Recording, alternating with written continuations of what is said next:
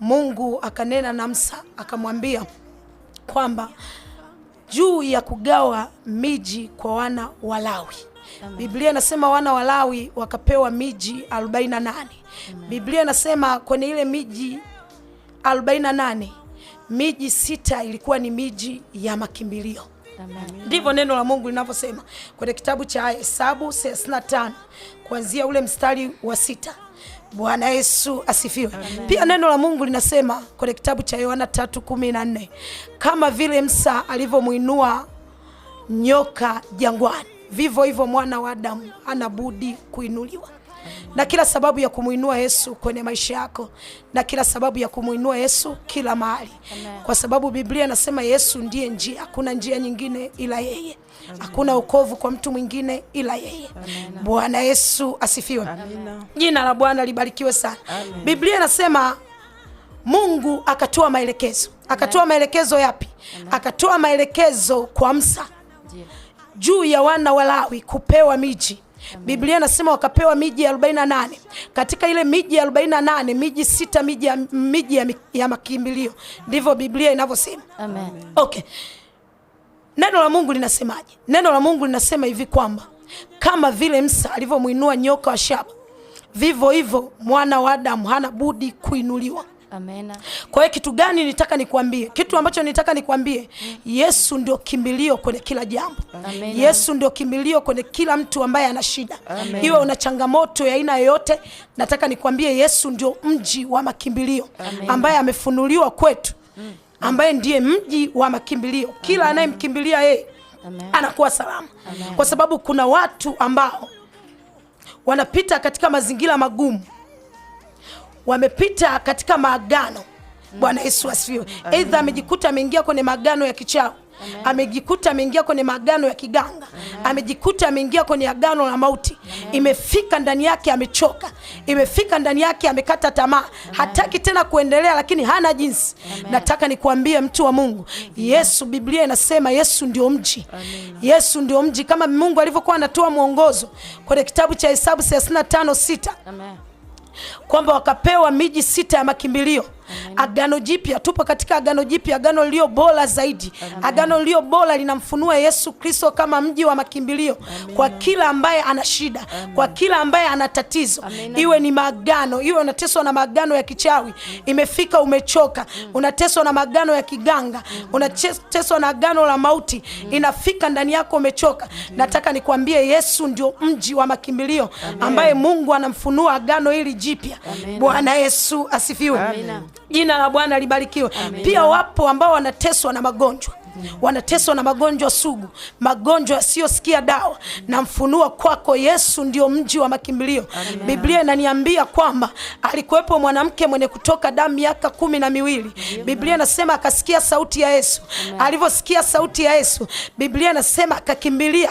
Alivyomkimbilia Yesu, Yesu akampokea. Biblia inasema ule msiba ukakomeshwa. Haleluya. Kwa hiyo Yesu katika agano jipya ndio yeye pekee anayefunuliwa kama mji wa makimbilio kwa kila ambaye ana shida, kwa kila ambaye ana changamoto ya aina yoyote. Bwana Yesu asifiwe. Jina la Bwana libarikiwe. Pia kuna watu ambao wanateswa na roho za visasi, wanateswa na kisasi cha damu. Bwana Yesu asifiwe. Jina la Bwana libarikiwe. Hichi kisasi cha damu hakimwachii. Haleluya. Hakimwachii, kinafuatilia nyumba yake, kinafuatilia uzao wake. Bwana Yesu asifiwe. Yumkini aliingia kwenye maagano ya kuua, kwenye maagano mbalimbali. Kwa hiyo kisasi cha damu kimekuwa kikimfuatilia. Nataka nikwambie mtu wa Mungu, Yesu ndio mji wa makimbilio. Yesu ndio mji wa makimbilio. Bwana Yesu asifiwe. Kama Mungu alivyowapa Walawi miji ya makimbilio. Haleluya. Tupo katika agano lililo bora zaidi, na agano lililo bora linamfunua Yesu Kristo kama mji wa makimbilio kwa kila mmoja anayemkimbilia. Bwana Yesu asifiwe. Jina la Bwana libarikiwe. Wapo watu mbalimbali ambao wanapita changamoto mbalimbali. Aidha ni changamoto ya uchumi. Haleluya. Changamoto kibiashara. Anafika anakata tamaa. Anafika anaona hana ana hamu tena ya kuendelea na kile alichokuwa anakifanya au na ile biashara aliyokuwa anaifanya. Nataka nikwambie Yesu ndio mji wa makimbilio. Biblia inasema alikuwepo Petro, alipita kwenye changamoto kama hiyo. Neno la Mungu linamfunua Petro kwa namna gani? Neno la Mungu linamfunua Petro kwenye kile kitabu cha Yohana 21 mstari wa 3 kianza kusoma. Biblia inasema Petro alikuwa katika kuvua samaki. Biblia inasema usiku kucha hakupata kitu. Biblia inasema Yesu baada ya kufika, neno la Mungu linasema palipatikana na kitu. Walipatikana samaki wengi sana. Haijalishi kwenye biashara yako, unaona unafanya kazi upati faida. Haleluya. Imekuwa ni changamoto upatikanaji wa mizigo. Imekuwa ni changamoto mbalimbali juu ya kazi zako. Haleluya. Umekuwa ukisumbuliwa na chuma ulete. Bwana Yesu asifiwe. Unafanya kazi, hela unapata lakini uzioni. Nataka nikwambie Yesu ndio mji wa makimbilio. Yesu ndio mji wa makimbilio katika Agano Jipya. Bwana Yesu asifiwe. Sitangazi habari za mikoa, natangaza habari ya Yesu kama mji wa makimbilio kwa kila ambaye ana shida, kwa kila ambaye ana tatizo. Haleluya. Bwana Yesu asifiwe. Jina la Bwana libarikiwe. Bwana Yesu asifiwe. Biblia inasema kama vile Musa alivyomuinua yule nyoka jangwani, vivyo hivyo mwana wa Adamu hana budi kuinuliwa. Ni Yesu pekee ambaye jibu la tatizo lako, jibu la maisha yako. Kuna watu ambao wanateseka, watu wanakabwa, watu hawalali, watu wanapita katika changamoto za aina mbalimbali. Nataka nikwambie mji ni mmoja tu wa makimbilio ambao ni Yesu aliye hai. Siongelei habari za kanisa, siongelei habari za nabii, siongelei habari za mwalimu. Naongelea habari za Yesu ambaye ndio mji wa makimbilio. Bwana Yesu asifiwe. Jina la Bwana libarikiwe. Bwana Yesu asifiwe sana. Tunathamini uwepo wako mtu wa Mungu. Tunathamini ufuatiliaji wako. Tunakushukuru sana.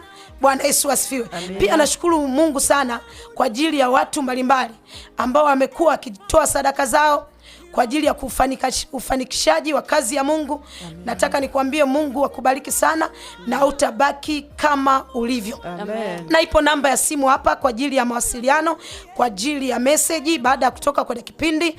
Namba ya simu ni 0750182899. 0750182899. Zipo gharama mbalimbali ambazo zinakuwa zinatolewa na sisi mnatusikia hivi hewani. Bwana Yesu asifiwe. Na wapo watu wa Mungu ambao wamekuwa wakichangia kwa ajili ya kutuwezesha kufanya kazi pamoja na sisi, kuendelea kusikika na watu mbalimbali kusikia neno la Mungu. Bwana Yesu asifiwe. Kwa hiyo utatumia namba hii kwa ajili ya sadaka yako, pia utatumia namba hii kwa ajili ya changamoto. Tuma message kama unahitaji maombi, lakini baada ya kipindi mwisho tutaomba na wewe. Lakini una changamoto ya aina yote kuhusiana na ndoto, basi utatuma message, utapiga simu, utatuma message kama ni kuieleza ndoto yako. Yupo Mungu wa kutafsiri ndoto. Haleluya. 0750182899. Sasa kichwa cha somo tunachotembea nacho, Biblia inasema zijue lugha za kiroho ambazo Mungu anatumia kusema na wewe. Kichwa cha somo letu ambacho tumekuwa tukitembea nacho, zijue lugha za kiroho ambazo Mungu anatumia kusema na wewe. Sawa sana kwenye kitabu cha Wakorinto wa kwanza 14. Wakorinto wa kwanza 14 mstari wa 7, pia mstari wa 10 na 11. Biblia inasema zipo sauti za namna nyingi duniani, lakini kila sauti ina maana. Ndivyo Biblia inavyotueleza kwenye Wakorinto. Lakini Biblia inasema ile 11 kwamba tusiwe wajinga kwa kutotambua sauti. Haleluya. Kwa hiyo nataka nikuambie kitu gani? Mungu anasema kwa njia mbalimbali, lakini katika hizo njia mbalimbali ambazo Mungu anasema na watu, anatumia lugha za kiroho. Haleluya. Mungu, Biblia inasema Mungu ni wa wote wenye mwili. Haleluya. Mungu ni wa kila mmoja, na Mungu anasema kwa ndoto na kila mmoja, haijalishi ameokoka, haijalishi hajaokoka. Biblia inasema Mungu ni Mungu wa wote wenye mwili. Lakini Biblia inasema wale waliompokea aliwapa nafasi kwake kuitwa wana. Haleluya. Kuna tofauti ya kuwa Mungu ni Mungu wa wote wenye mwili, na kuna tofauti ya wewe uliompokea Mungu kwake ukafanyika mwana. Haleluya. Bwana Yesu asifiwe. Zijue lugha za kiroho ambazo Mungu anatumia kusema na wewe. Mungu anaweza akatumia picha tu kukusemesha. Lakini pia Mungu anaweza akatumia picha na sauti kukusemesha. Haleluya. Haleluya. Lakini Biblia inasema kwamba tusio wajinga kwa kuto kujua maana. Haleluya. Kwa hiyo Mungu anataka nini? Mungu anapokusemesha kwa njia ya sauti anataka ujue maana, lakini vile vile anapokusemesha kwa njia ya picha anataka ujue maana. Bwana Yesu asifiwe. Jina la Bwana libarikiwe.